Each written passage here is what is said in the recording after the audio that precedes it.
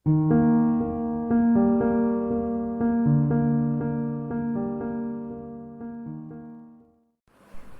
guys, how are you all? I hope you all are fine. I am Sonika. हम कर रहे हैं class 10th का chapter 3 pair of linear equations in 2 variable. इसकी exercise 3.5 का आज हम करने जा रहे हैं फोर्थ क्वेश्चन नंबर 4 का थर्ड पार्ट। चलिए स्टार्ट करते हैं क्वेश्चन। पहले रीड कर लेते हैं क्वेश्चन को। Yash scored 40 marks in a test, getting 3 marks for each right answer and losing 1 mark for each wrong answer. Had 4 marks been awarded for each correct answer and 2 marks been deducted for each incorrect answer, then Yash would have scored 50 marks. How many questions were there in the test? यश ने जो test दिया, हम उससे पहले हम ये समझ लेते हैं। कुछ हमारे एग्जाम्स होते हैं जिसमें कि राइट आंसर के आपके मार्क्स गिवन होते हैं, दिए जाते हैं, और अगर आप उसे रॉन्ग करते हैं किसी क्वेश्चन को तो उसके कुछ मार्क्स डिडक्ट किए जाते हैं। जैसे आपके नीट और आईआईटी जेई मेंस का एग्जाम है जिसमें कि 4 मार्क्स आपके ईच करेक्ट आंसर के हैं और 1 मार्क्स जो कि करेक्ट आंसर का 1/4 है, 1 मार्क है डिडक्शन है आपका रॉन्ग आंसर का। तो इसलिए इसी तरह से हम जो यश ने एक टेस्ट दिया उसमें भी कहा गया है कि 3 मार्क्स उसे, अगर फर्स्ट केस को देखा जाए तो 3 मार्क्स उसे मिल रहे हैं फॉर राइट आंसर एंड वो 1 मार्क लूज कर रहा है फॉर ईच रॉन्ग आंसर। तो हम यहाँ पे लिख लेते हैं कि टोटल नंबर ऑफ क्वेश्चंस अगर जितने भी आएंगे हमारे, टोटल नंबर ऑफ क्वेश्चंस में कुछ पोर्शन है राइट आंसर का और कुछ है रॉन्ग आंसर जो वो देगा। अगर वो राइट आंसर x देता है और रॉन्ग आंसर y देता है तो टोटल नंबर ऑफ क्वेश्चंस हो जाएंगे x प्लस y। तो इस क्वेश्चन को हम स्टार्ट करते हैं। सबसे पहले लिखते हैं let x be the number of questions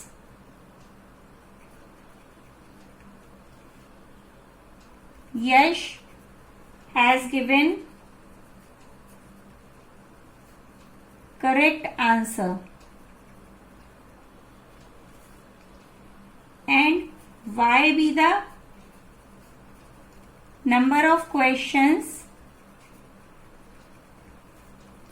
Yash has given for wrong answer।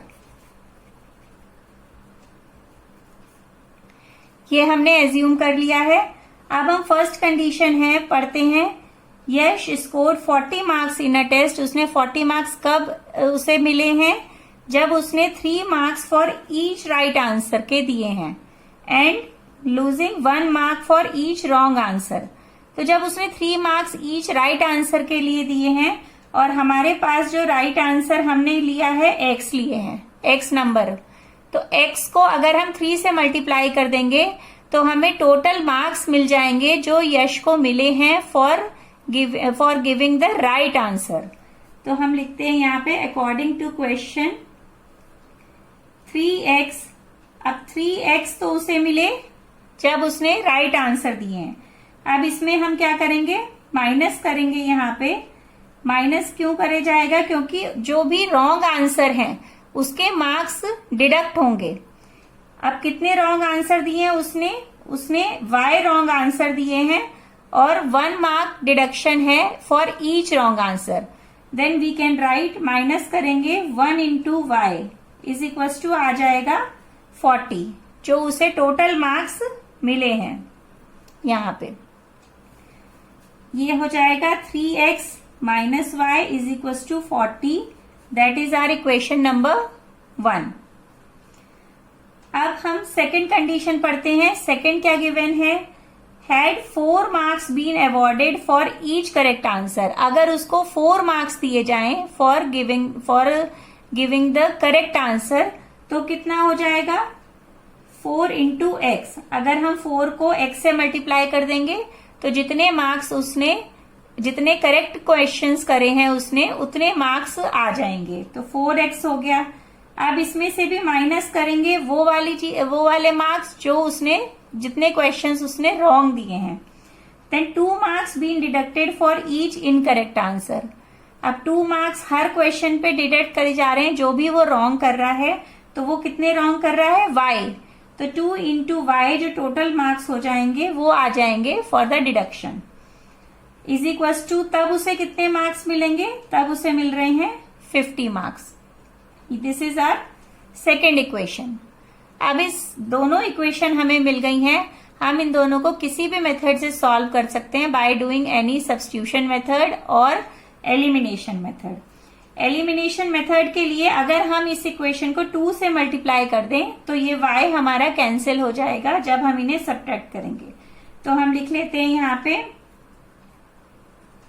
By multiplying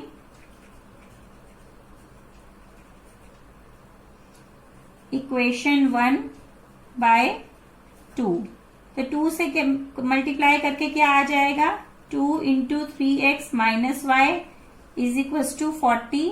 Then we will get 6x minus 2y is equals to 40 को भी मल्टीप्लाई करेंगे इधर भी 2 से, we will get 80. That is our equation number 3.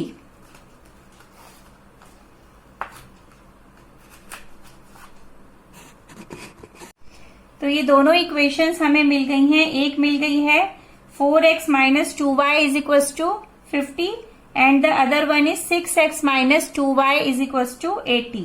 ये हम यहाँ पे लिख लेते हैं 4x minus 2y is equals to 50 and 6x minus 2y is equals to 80। ये थी equation number 2 and this is our equation number 3। अब हम अगर इन दोनों को सब्ट्रैक्ट कर देते हैं, जैसे हम लिखेंगे सब्ट्रैक्ट इक्वेशन 3 फ्रॉम इक्वेशन 2। इससे सब्ट्रैक्ट किया तो क्या आ जाएगा, 4x minus 2y is equals to 50, 6x minus 2y is equals to 80। Subtract किया, देन 2y से 2y डिडक्ट हो गया, एलिमिनेट हो गया। इसमें से इसे माइनस करेंगे तो क्या आएगा, minus 2x is equals to 80 में से 50 माइनस किया तो हमें मिला 30 और 80 बड़ा नंबर है तो इसलिए आएगा माइनस का साइन यहाँ पर। We can write 2x is equals to 30 क्योंकि माइनस माइनस से कैंसिल हो जाता है। x is equals to 30/2 15। x की वैल्यू आ गई है 15। तो उसने जितने क्वेश्चंस करेक्ट करे हैं वो मिल गए हमें, वो हैं 15। अब उसने कितने क्वेश्चंस रॉन्ग करे हैं ये निकाल लेते हैं। तो x की वैल्यू को अगर हम इन दोनों में से किसी भी एक इक्वेशन में पुट कर देंगे then we can easily solve, या हम जो हमारी फर्स्ट इक्वेशन थी 3x minus y is equal to 40 इसमें भी पुट कर सकते हैं। तो पुट कर देते हैं,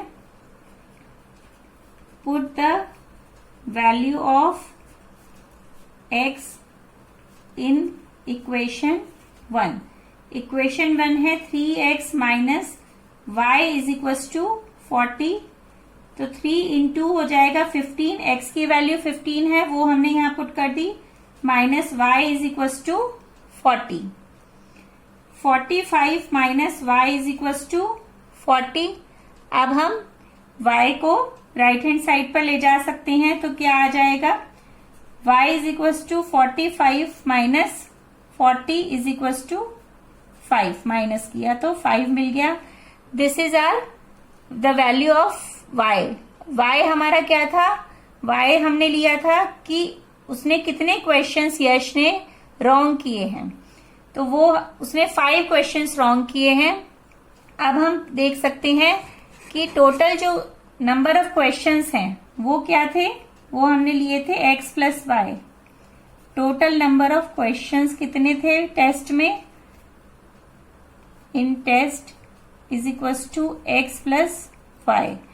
x आया 15 एंड y इज 5. इसको ऐड करेंगे then we will get 20. Then 20 is your answer कि उसे टेस्ट में टोटल नंबर ऑफ क्वेश्चंस 20 दिए गए थे. आई थिंक आपको ये 4th क्वेश्चन का 3rd पार्ट क्लियर हो गया होगा. Thank you so much.